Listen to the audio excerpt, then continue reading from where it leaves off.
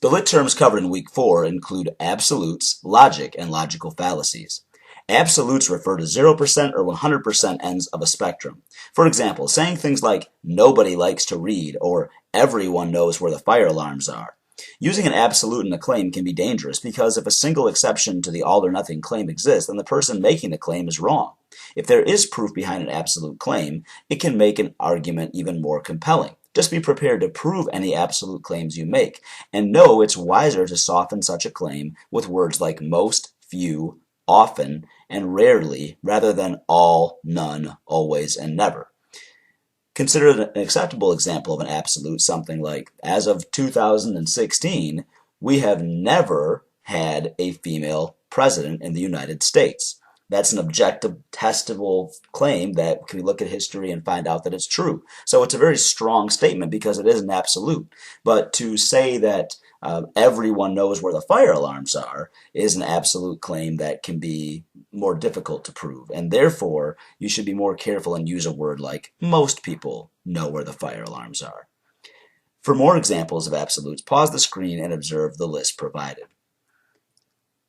To understand logical fallacies, we have to understand what logic is. Logic is a method of reasoning designed to discover truth as objectively as possible. Logic is not concerned with what makes you happy or sad, only with finding truth as accurately and reliably as possible. A logical fallacy is evidence of flawed logic made in an attempt to prove or disprove a claim or argument.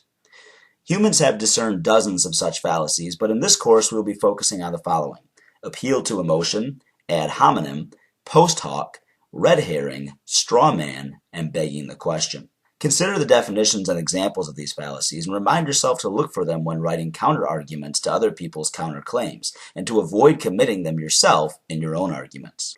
Appeal to emotion. Arriving at a conclusion based on what would feel good rather than evidence. For example, my miracle potion will make you look younger for longer because it feels good to look young. It may feel good to look young, but that claim doesn't prove that that potion will actually accomplish that goal. This might be effective in persuasion, but in terms of a logical argument, this is deliberately fallacious. Ad hominem. This literally means against the man in Latin. It's attacking the person instead of the argument, or the person's character instead of the argument. For example, nobody likes you, so it doesn't matter why you think this bill should be passed. Whether or not people like someone, or whether or not someone is a likable or friendly person or popular person, doesn't mean that their argument is wrong. A person who's unpopular, or even a person who's unintelligent, can still be right about things. Post hoc. Assuming a faulty causal relationship. Causal means that it is the cause of something, and faulty means there's something wrong with it. Example, I'm white and the teacher didn't let me go to the bathroom. Therefore, the teacher didn't let me go to the bathroom because I'm white. In this case, you see people confusing correlation, where two things are the same, with causation, meaning those things must be related to each other in terms of one causing the other. Just because two things are happening at the same time doesn't mean that one is causing the other one to happen. It's important to understand this both in terms of our analysis of stereotypes and culture, and when people attempt to make arguments that assume a faulty causal relationship. Again, that's called a post hoc fallacy. A red herring is a type of fish with a very pungent odor. It's used to throw bloodhounds off of their scent, because if a fugitive throws a red herring on the trail, the bloodhound is more concerned with the scent of that smelly fish than it is with the scent of the person they're trying to chase. A red herring fallacy is called that because it's an irrelevant topic presented in order to divert attention from the original issue.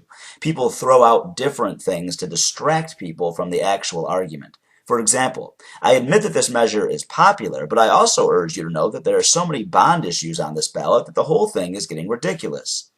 In the case of this example, someone brought up the issue of bonds rather than the popularity of the measure to get off topic because they didn't want to actually address the argument of their opposition. Again, this is called a red herring. Straw man. Arguing a misrepresentation of your opponent's position. We covered this when we were talking about making counter-arguments, because you don't want to write a counter-argument to a misrepresentation of your opponent. In this example, Sam says, decreasing NASA's budget would help to reduce our national debt. Bill said, you're wrong, because NASA has developed lots of great technology. It doesn't make Sam wrong because he's not talking about the actual argument that Sam presented. So when you argue against a position that your opponent isn't actually putting forth, you're committing a straw man fallacy. Begging the question. Using the conclusion as evidence of itself. For example, I know my dad is right about everything because he told me so, and he's never wrong. This is also called circular logic. Another example of begging the question. Marijuana should not be legalized because people will abuse it and they will make it illegal again. When you use the current claim that you're making as evidence for itself, you are committing a fallacy of begging the question. See you next week.